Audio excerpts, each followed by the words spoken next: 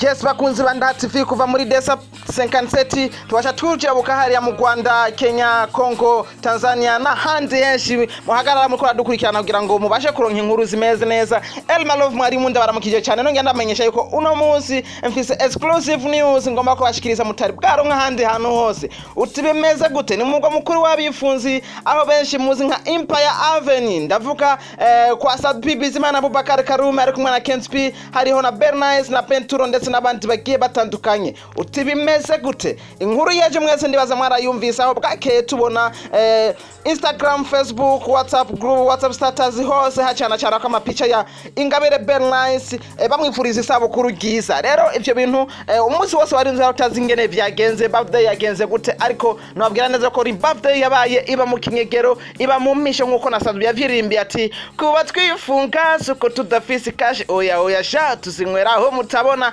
Yes, bare bazinywereye aho tutabona, bare bazinywereye aho tutazi, bare baririye gato mu kinyegero aho biboneka neza yuko menga bari mu byishimo byinshi ariko by'abantu bake bifunze kabisa babifunze. Uti byari bimeze gute nkuko mubona mu mashusho murabona BELLE NICE ariko arishima atamba umuziki yongera abiboneka yuko ari mu bad girl mugiye mubuka neza yuko ejo yari n'umunsi mukuru wo guhimbaza isabukuru rya Bob Marley ku barasta bose mwari mubizi. Rero BELLE NICE yavutse ku isabukuru rya Bob Marley aho tuvuye ko nawe nyine n'umurasta no bad girl niyo mpamvu tukunda kuvyita bino bintu. So uti rero byari meze gute raba masanamu murabona Ken Speak Introduction ariko ararishwa gato bisa no kumenga byari binezereye. Turabona na Sadbi Satellite yari ariko arafata masanamu kugira ngo ibintu bigende neza. Nanje ndavuga ati nka mwari mureka nanje inkuru ndayishikirize abakunzi banda TV vyihuse cyane. Sivyo gusa haraboneka na Penturo Pondis nawe nyine ariko ararishwa cake ibona ko ibintu byari bimeze neza cyane biryoshye. Ariko tukibaza tukwereki birthday y'umuntu nk'uyu asanzwe ari umustar, asanzwe ari nyenyeri ya bene gihugu bose bashobora kuyikora bonyene mu kinyegero atari umuntu umwe batumiye kugira ngo bishime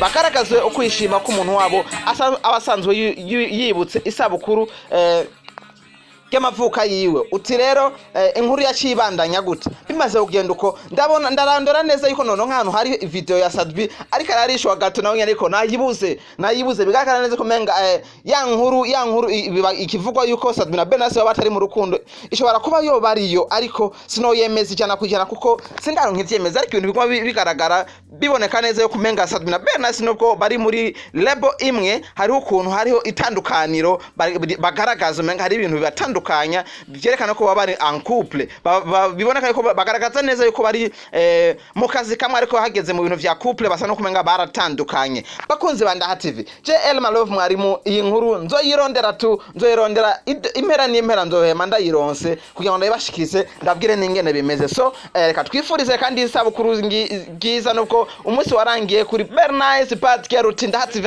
natwe turakwifurije isabukuru ngiza hama banda ngiroranirwa ndabibutsa neza yuko kandi vuba cyane BELLE NICE na Penturo baradoha igikorwa kimeze neza. Izo ni nkuru ku manteni yanje ariko ntaratorera neza umuti kugira ngo menye neza ngene no yibashikiriza vuba cyane. Nanjye ndabaha inkuru yerekaye iyi ndirimbo ya Elma Love mwari muko bisanzwe kuri nda TV kora subscribe, like, share na comment hama tuane twishimana sana.